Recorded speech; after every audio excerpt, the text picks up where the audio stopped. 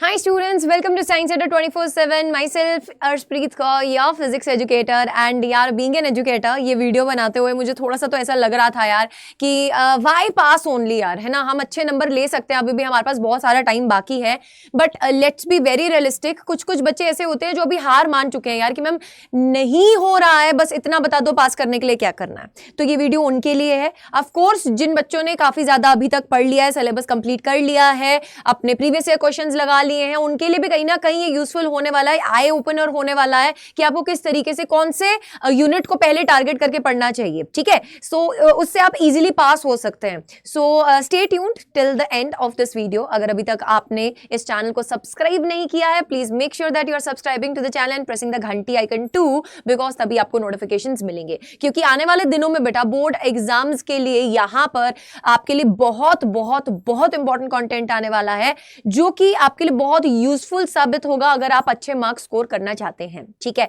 तो चलिए अब इस चीज पे कंसंट्रेट करते हैं। पहले तो हम ये सोचते हैं यार कि हमने ऐसी नौबत पे हम क्यों आए हैं कि हमें सिर्फ पास ही होना है। देखो यार, अभी भी अगर मैं बात करूं, आज है 19 जनवरी एंड आपका जो फिजिक्स का बोर्ड एग्जाम है that is on 4 March, right. So अभी we have ample of time, हमारे पास बहुत ज्यादा टाइम है यार। ऐसा नहीं है कि बहुत थोड़ा सा ही टाइम रह गया, नहीं, we have ample of time. But इस टाइम को हम प्रॉपरली कैसे टारगेट करेंगे? We know that we have 5 units, है ना, हमारे पास 5 यूनिट्स हैं। फर्स्ट यूनिट में अपने पास चैप्टर नंबर 1 से लेकर चैप्टर नंबर 3 तक आता है। सेकेंड यूनिट में अपने पास 4 चैप्टर्स आते हैं और ये चारों चैप्टर्स ही बहुत डरावने लगते हैं बच्चों को, है नहीं है, लगते हैं। 4th, 5th, 6th एंड 7 जिसमें इलेक्ट्रोमैग्नेटिक इंडक्शन, ऑल्टरनेटिंग करंट, है ना, moving charges and magnetism and matter, ये सब आता है। ठीक है, देन आपके पास अगेन एक बहुत ही डरावना यूनिट आता है इलेक्ट्रोमैग्नेटिक वेव। तो एकदम पिद्दी है, but ray optics and wave optics आपकी जान निकाल लेती है। देन हम आते हैं चैप्टर नंबर 11, 12, 13 पर, यानी कि atoms, nuclei and dual nature of radiation and matter पर। ठीक है, देन चैप्टर नंबर 14 यानी कि सेमीकंडक्टर। तो अब अगर आपको पास होना है तो आपको कहीं ना कहीं बेटा 70 में से यू आर टारगेटिंग कि 23 से 24 नंबर आ जाए, है ना। आप यही टारगेट कर रहे होंगे यार, पास होने के लिए तो इतने ही नंबर चाहिए, कोई ज्यादा नंबर थोड़ी चाहिए। अब सोच के देखो यार, 23 या 24 नंबर का अगर तुम टारगेट करके पढ़ रहे हो तो क्या तुम्हें एग्जामिनर 23 से 24 नंबर का अटेम्प्ट करने पर पूरे मार्क्स दे देगा? The answer is no. कभी भी ऐसा नहीं होता यार कि अगर आप 20 नंबर का अटेम्प्ट करके आए हो और उसके बाद आप आकर प्रार्थना कर रहे हो कि यार मैंने तो 20 नंबर का अटेम्प्ट किया है, मुझे 20 में से 20 मिल जाए, है ना, मुझे 23 में से 23 मिल जाए, या मुझे 24 में से 24 मिल जाए। ऐसा नहीं होता है, हमेशा मार्क्स डिडक्ट होता ही है। परफेक्टली आप कभी भी उसको आंसर नहीं कर पाते हो तो आधा नंबर, 1 नंबर करते करते वो हम उस एज पे पहुंच जाते हैं कि हम फिर पास नहीं हो पाते हैं। सो अगर हम सिर्फ पास होने का टारगेट लेकर चल रहे हैं तो एटलीस्ट हमें 35 से 40 नंबर को टारगेट करना है। ठीक है, हमें 23-24 नंबर को नहीं, एटलीस्ट 35 से 40 नंबर को टारगेट करना है। ठीक है, एटलीस्ट 35 to 40 मार्क्स को आपको टारगेट करके चलना है। तो अभी 35 से 40 मार्क्स आप अपनी तिजोरी में कैसे जोड़ सकते हैं? देखिए बेटा, सबसे पहले आपको कौन से यूनिट को टारगेट करना है? अगर आपको मार्क्स जोड़ने हैं अपनी तिजोरी में, आपने अभी तक कुछ भी नहीं पढ़ा है, आप फेल होने की तादाद में हैं, आप अभी जागे हैं कि फिजिक्स का भी पेपर होगा, बोर्ड एग्जाम्स में फिजिक्स का भी पेपर पास करना होगा, सो यार you should target on 4th unit. सबसे पहले आपको 4th यूनिट पे टारगेट करना है, जिसमें चैप्टर 11, 12 एंड 13 आएगा, dual nature of radiation and matter, atoms and nuclei. अभी जुनून सीरीज में मैं इसी यूनिट पे टारगेट करवा रही हूं आपको। इसमें मैं न्यूक्लियाई ऑलरेडी करवा चुकी हूं, dual nature of radiation and matter मैंने आज आपको करवाया है, एंड फिर आपका कल कौन सा चैप्टर होगा? एटम्स होगा। ठीक है, सो इस वाली यूनिट को टारगेट करके चलो। अब ये वाली यूनिट को मैं टारगेट करने के लिए क्यों कह रही हूं? बिकॉज इसमें डेरिवेशन पार्ट कम है, थ्योरेटिकल पार्ट ज्यादा है, और आप एक बार चीजों को समझ गए अगर, है ना, आपने अंडरस्टैंड कर लिया, तो आपके मार्क्स कटने के चांसेस बहुत मिनिमल हो जाते हैं। डेरिवेशन में तो यार चांस है ना, भूल जाओगे, स्टेप समझ में नहीं आएगा, आगे कैसे चलेगा, वो सब चीजें रहती हैं। तो ये वाली यूनिट में ये प्रॉब्लम नहीं रहती। डेरिवेशन बहुत थोड़ी, एटम्स चैप्टर में डेरिवेशन आता है आपका, और वो भी सिर्फ बोहर्स मॉडल की डेरिवेशन होती है, छोटी छोटी डेरिवेशन है, रेडियस, स्पीड, है ना, टाइम, बहुत छोटी छोटी डेरिवेशन है, एनर्जी वाली। तो वो सब मैंने इसी चैनल पर आपको करवा भी रखी है यशस्वी बैच में। ठीक है, आप उसकी प्लेलिस्ट को जाकर देखिए और मस्त बेटा उसमें से ये वाले 3 चैप्टर्स को पक्का कर लीजिए। बिल्कुल आपके लिए प्लेलिस्ट पूरा रेडी है, सब कुछ ये वीडियोस पूरा बनाया हुआ है, तभी आपके सामने आ रहे हैं यार ये सब बोलने के लिए इतना कॉन्फिडेंटली कि ये पहले करो। और इसका कंटेंट भी कहां से मिलेगा, इसी चैनल से मिलेगा बेटा। आप प्लेलिस्ट में जाकर देखेंगे यशस्वी बैच सीरीज में मैंने ये वाले सारे चैप्टर्स करवा रखे हैं, इवन कि आपको इनके वन शॉट्स भी मिल जाएंगे इस चैनल पे मेरे, ठीक है। So you can search with the name Arshpreet Kaur, chapter name, you will get all the content. Okay, अब अगर अपन बात करें चैप्टर नंबर 14 यानी कि सेमीकंडक्टर, बेटा इटसेल्फ 7 नंबर अपने लेकर आता है। और मैंने अभी रिसेंटली एनसीईआरटी हाइलाइट्स करवाया है सेमीकंडक्टर में से, काफी सारे बच्चों ने उस वीडियो को देखा भी है, आप प्लीज उस वीडियो को जाकर जरूर से देखना, उसमें मैंने एकदम निचोड़ करवाया है इस चैप्टर का। अगर आप वो वीडियो को देख लेते हैं तो 7 मार्क्स कहीं नहीं जा रहे आपके, उसमें मैंने एनसीईआरटी के एग्जाम्पल, एनसीईआरटी के एक्सरसाइजेस सब कुछ कवर करवाया है, ठीक है।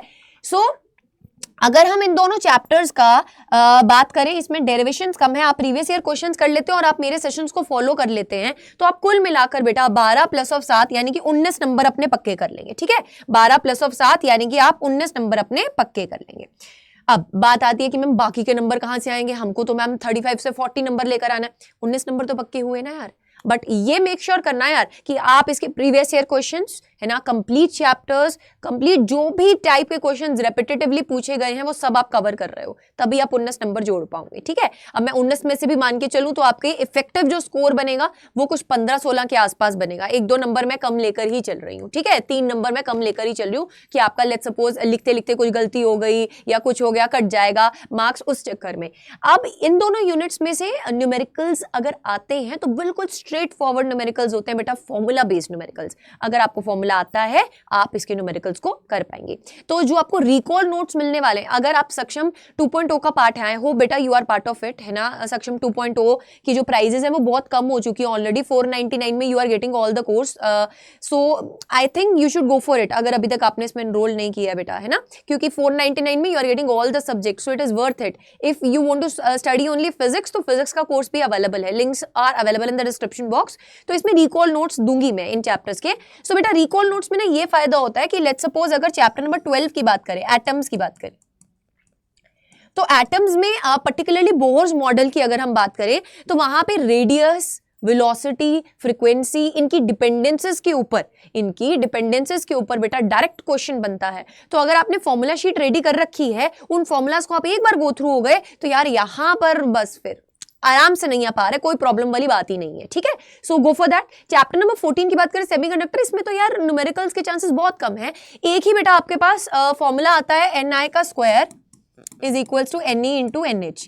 इसके ऊपर भी एक एग्जांपल भी मैंने आपको करवाया है एनसीईआरटी हाईलाइट सीरीज में, जुनून सीरीज में, अभी जो राइट नाउ चल रही है लाइव सेक्शन में आप जाके देख सकते हैं। सो वो वाला फॉर्मूला बेस्ड न्यूमेरिकल आपको एक बस ट्राई करना है। दूसरा बेटा जब डायोड फॉरवर्ड बाइस होता है तो उसका फॉरवर्ड एंड रिवर्स बाइसिंग के केस में आपके पास इफेक्टिव है ना करंट निकालना आ जाता है, कभी कभी एक्सटर्नल रेजिस्टर के साथ कनेक्ट कर लेते हैं, तो बिल्कुल स्ट्रेट फॉरवर्ड न्यूमेरिकल्स होते हैं, वो 2 आ सकते हैं। उसके बाद अब चॉइस है आपकी, आपको 3 यूनिट्स में से first unit, second unit and third unit में से चूज करना है कि आप कौन से यूनिट को ज्यादा अच्छे तरीके से कर सकते हैं। आई विल सजेस्ट कि जब आप 12th में आते हैं तो आप सबसे पहले ये वाले यूनिट को ही टारगेट करते हैं, है ना, चैप्टर नंबर 1, 2 एंड 3 को टारगेट करते हैं। तो ये कहीं ना कहीं थोड़ा सा इसका बेटा जो एक ऐसा बोलो नींव जो है वो पड़ चुकी है आपके दिमाग में, बस उसी नींव को और स्ट्रॉन्ग करना और उसके ऊपर हमने अपना पूरा घर बनाना है। तो चैप्टर नंबर 1, 2 एंड 3 यानी कि electric charges and field, electricity, potential and capacitance and current electricity, इनके मैंने आपको पीडीएफ में इंपॉर्टेंट डेरिवेशन के नोट्स दिए थे। I hope you are there with me on my community group. आप बेटा सिंपली अड्डा 24/7 की ऐप को डाउनलोड करेंगे अगर, तो K12 सेक्शन में जाके आप कम्युनिटी पर क्लिक करेंगे तो वहां पे आपको ग्रुप मिल जाएगा physics by Arshpreet ma'am, physics by Arshpreet ma'am, बिल्कुल फ्री में बेटा you can access all the important topics, है ना, जितने भी इंपॉर्टेंट टॉपिक्स हैं उनका मैंने पीडीएफ आपके साथ शेयर कर रखा है। वहां पे इवन दैट आपका वाइवा अगर चल रहा है तो वाइवा के भी क्वेश्चंस वहां पे मैंने आपके साथ शेयर कर रखे हैं। एंड साथ ही साथ बेटा मैंने वहां पे जो इंपॉर्टेंट 40 डेरिवेशंस पूरे सिलेबस में से निकलते हैं उसका भी पीडीएफ शेयर कर रखा है, दैट इज टोटली फ्री, है ना। आप उसको फ्री में डाउनलोड करके उसका एक्सेस कर सकते हो और उसमें बेटा सारी इंपॉर्टेंट डेरिवेशंस आप कवर कर सकते हो। बट आई विल सजेस्ट कि आप उसमें से चैप्टर नंबर 1, 2 एंड 3 की डेरिवेशंस को टारगेट करना, ठीक है। 2 से 3 टॉपिक्स है बेटा, जैसे कि चैप्टर नंबर 1 में बात करें तो इलेक्ट्रिक डायपोल की एक्सियल और इक्वेटोरियल वाली, गॉसेस लॉ की, है ना, जो आपके पास 3 एप्लीकेशंस हैं उनकी डेरिवेशंस, ये कुछ ऐसी डेरिवेशंस है जो बार बार पूछी जाती है, तो हमें पता होना चाहिए कि हमें इनको पहले टारगेट करना है, ठीक है। सो वो कवर कर लेना। चैप्टर नंबर 2 में से अगर अपन बात करें तो ड्रिफ्ट वेलोसिटी और कैपेसिटर वाला topic, that is very important, ठीक है।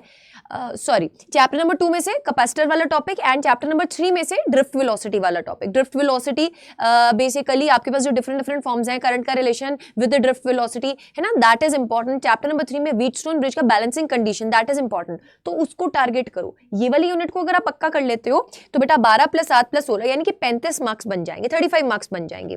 तो ऑलमोस्ट इसके अराउंड अगर मैं बात करूं 35 का अगर आप अटेम्प्ट करके आ रहे हो, अब इसको प्रिपेयर कहां से करना है, यू हैव 2 ऑप्शंस, ठीक है। ये भी आप यशस्वी बैच में से प्रिपेयर कर सकते हो, मैंने चैप्टर नंबर 1, 2 एंड 3 डिटेल में कवर करवा रखे हैं। Other than that you can join my Yashasvi 2.0 batch और संकल्प 2.0 बैच, है ना, यशस्वी बैच तो it is on YouTube, it is totally free. If you want to learn without distraction then you can enrol in the batches. Minimal cost है बेटा इस time पर, क्योंकि अभी उस बैच में मुझे कंप्लीट रे ऑप्टिक्स कवर करवाना है, मॉडर्न फिजिक्स कवर करवाना है। तो मेजरली ऐसा सोच के देखो कि ये 3 यूनिट्स अभी मैं संकल्प 2.0 में कवर करवाने वाली हूं, है ना। आज मैंने चैप्टर नंबर 8 को टारगेट किया था संकल्प 2.0 में, आज ये फिनिश हो गया है वहां पे। चैप्टर नंबर 9 से लेकर चैप्टर नंबर 14 तक बेटा I am going to target in Sankalp 2.0 with in next 15 days. So उसमें अगर आप चाहते हो कि आप मेरे साथ क्लासेस में लाइव पढ़ें, सो कम इन दैट बैच बेटा, आप इजीली पास हो जाएंगे, है ना। I can give you guarantee, अगर आप लगातार क्लासेस को लगाएंगे, है ना, लगातार मैम के साथ क्लासेस में आप पढ़ रहे हैं तो आप इजीली अच्छा स्कोर कर पाएंगे, ठीक है। सो अगर हम कुल मिलाकर देखें बेटा, आप अगर फर्स्ट यूनिट को टारगेट कर लेते हैं, उसके बाद आप 2 चैप्टर्स और करके जाइएगा, chapter number 8 electromagnetic waves and chapter number 5 that is magnetism and matter. Magnetism and matter में से डायमैग्नेटिक, पैरामैग्नेटिक, फेरोमैग्नेटिक वाला लास्ट वाला टॉपिक, और चैप्टर नंबर 8 में से इलेक्ट्रोमैग्नेटिक वेव की प्रॉपर्टीज क्या होती हैं, और लास्ट में बेटा डिफरेंट जो हमारे पास स्पेक्ट्रम में वेव्स लाई करती हैं उनका यूजेस, प्रोडक्शन, सोर्स, ये सब चीजें क्या रहती हैं, है ना। तो वो लास्ट में एक टेबल एनसीईआरटी में, दैट इज इंपॉर्टेंट, तो उसको टारगेट कर लेना। उसके बाद अगर हिम्मत बचती है कुछ करने की, है ना, क्योंकि मैं सिर्फ ये वीडियो टारगेटेड बना रही हूँ कि आपको पास होना है, बट अगर आपको पास से बहुत अच्छे नंबर लेने बेटा, उसके बाद मैं ये रेकमेंड करूंगी दैट आप ये वाली यूनिट को पक्का करो, ऑप्टिक्स को पक्का कर लो, हो जाएगा बेटा, है ना। नहीं अगर आपको इतना कॉन्फिडेंस आ रहा है ऑप्टिक्स पे तो कम इन द बैच, ठीक है। So this was my suggestion to all of you कि आप किस तरीके से बेटा चैप्टर 11, 12, 13, 14, चैप्टर नंबर 1, 2, 3 इस सीक्वेंस में टारगेट करेंगे तो आप इजीली पास हो सकते हैं। अब इन सब चैप्टर्स के प्रीवियस ईयर क्वेश्चंस भी आपको लगाने हैं, और मैंने आपके लिए एक इनिशिएटिव लिया है, मैंने शॉर्ट्स कॉलम में इसी चैनल के बेटा डेली 7 PM पर एक previous year question chapter wise आपके लिए वहां पर शूट करके डालना स्टार्ट किया है, जिसका आज है डे नंबर 1, यानी कि आज चैप्टर नंबर 1 का प्रीवियस ईयर क्वेश्चन वहां पे अपलोड किया गया है। सो प्लीज आप उस सीरीज को भी रेगुलरली फॉलो कीजिए। For the next 14 days you will be getting 14 questions that are repetitively asked in the exams. So stay tuned on this particular channel. Don't forget to subscribe, press the bell icon, and do enroll in the Sankalp 2.0 batch. Use the code Y549 to join the Physics Core Army, and share with me the screenshots after enrolling in the batch so that I can guide you further. On this email ID you can mail me, you can drop a mail. मिलते हैं जल्द फिर classes में। Till then, love you all, take care and bye bye.